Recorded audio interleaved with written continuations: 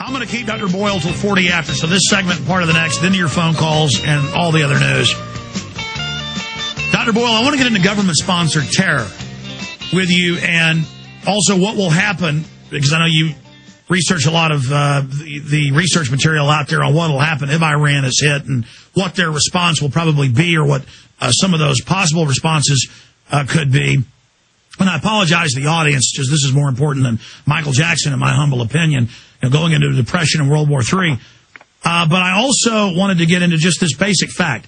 It seems like everything's happening. They're setting up a Federal Reserve dictatorship with the, quote, second bailout, where they can seize any business they want. They're taking over the water supply. They're taking over free speech. The hate crime bill passed the House. It says if you hurt someone's feelings, the Fed's going to arrest you. I mean, it seems like as bad as Bush was, it's 10 times worse under Obama. From your perspective, is that an accurate statement? I wouldn't say it's 10 times worse. What I would say, Alex, is that they're just continuing and compounding the trends that we saw under Bush. We have to understand who is behind Obama. Obama studied for 2 years at Columbia University, where his mentor was Zbigniew Brzezinski. All right? And behind Brzezinski is, of course, David Rockefeller. Okay? It was David Rockefeller who set up the Trilateral Commission and appointed Brzezinski as the executive director, and they then co-opted the Georgia governor, Jimmy Carter, and turned him into being president. Well, where do you think Obama came from? It's the same thing all over again. Likewise, Kissinger. General Jones, the national security advisor, has stated that he takes directions from Kissinger every day. Who is behind Kissinger? Two sources, primary sources behind Kissinger. One, he was in Army counterintelligence in World War II. So effectively, he's a spook. Two, David Rockefeller. And Kissinger is an alleged Republican, although he also worked for Nelson Rockefeller. He was a switch hitter between the Democrats and the Republicans. Wasn't David Rockefeller also in intelligence, evidence shows? I do not know if David Rockefeller himself was or was not. But Kissinger was denied tenure at Harvard originally, and he went to work for David Rockefeller, and he was put on the Rockefeller family payroll. And he is still advising the Obama administration. We also know from Bob Woodward's book that President Bush Jr. Was being advised by Kissinger as well. Indeed, was probably his most important and influential advisor.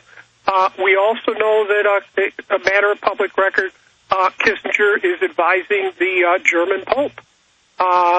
So you tie all the dots together here, and what do you come up with? As I said, you come up with a continuity of the plutocracy running the show like the Rockefellers, and then having the money to pay for the brain power like Kissinger and Brzezinski and their protégés to do the dirty work for them.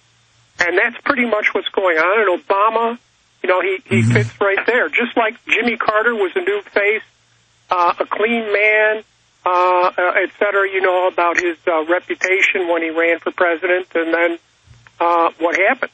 But you really have to look at the people behind Obama. It's a bit like the Wizard of Oz here. Who's pulling the strings? Well, exactly. You say it much better than I did.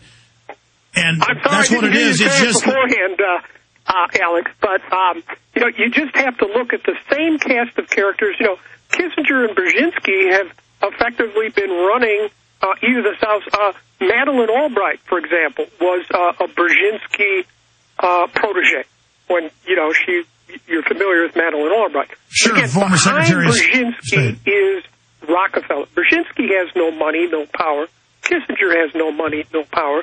But they were co-opted by intelligence agencies and plutocrats like Rockefeller to run the empire and the police state for them. And so the reason we've got a break and a final segment with you, Dr. Boyle, the reason it's getting so bad is that's just the program. We're just marching deeper down. But clearly they're accelerating the whole program. So we'll ask you what the end game, what the great game is when we get back, and about government-sponsored terror, and what will this look like if they do hit Iran? What some of the possible outcomes of that are with our guest. The good old folks at New Silver Solution. And the website is supernaturalsilver.com. Supernaturalsilver.com. This is something that kills bacteria, viruses, you name it, well documented. They've got it down to a super small nano-sized particle. Supernaturalsilver.com. Check them out at Infowars.com.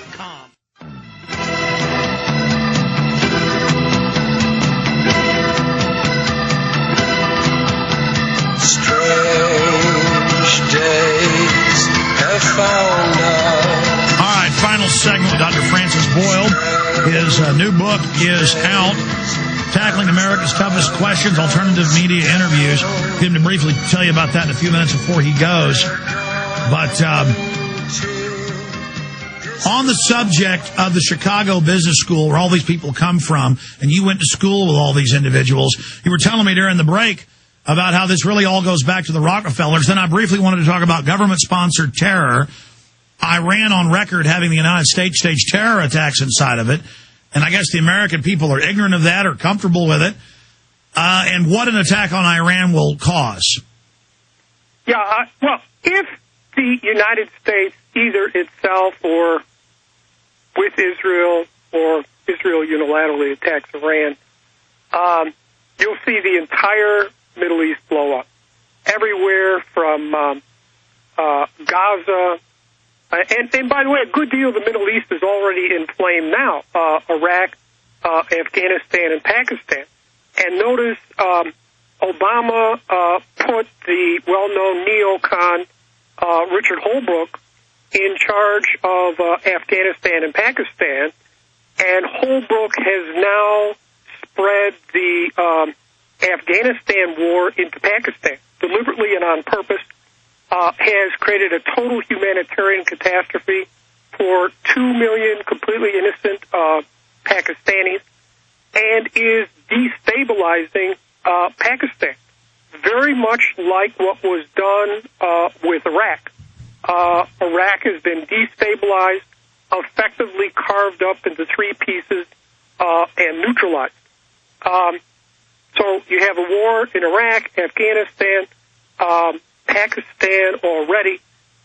If Iran is attacked, the entire Persian Gulf, everywhere, will blow up, at least from Egypt over to India. This whole area will become a war zone.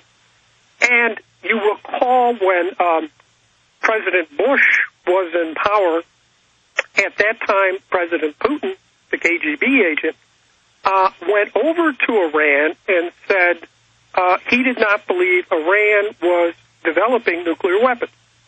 Whereupon President Bush got up and publicly threatened World War III over Iran's nuclear program. That everyone agrees they're not developing nuclear weapons. But he threatened World War III. Now, clearly, Iran is not capable of waging World War III. That threat was directed at then President Putin. And then we saw 888. We saw that sneak attack. Saying, right, that we, the United States, are prepared to take over Iran and risk World War III with you, Russia, and you better understand that. Just soon thereafter, then, President Putin gave a press conference responding to the proposal to deploy these ABM systems in Europe, which, by the way, yesterday Obama indicated under McFaul's influence they still were not going to give up.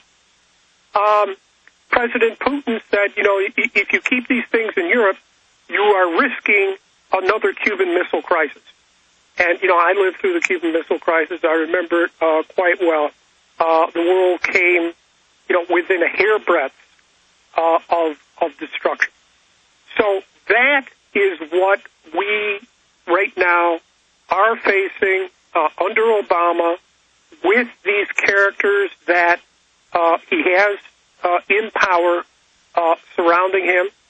And, of course, if the whole Middle East blows up and there are also, terrorist attacks launched by Iran in Europe, you'll have the immediate imposition of a de jure police state here in America. And remember... And I guarantee you, they're probably going to try to come arrest you, right? They're going to try to come arrest you. Yeah, I'm on the terrorist watch list. That's correct. I'm on a list of 4,000 select people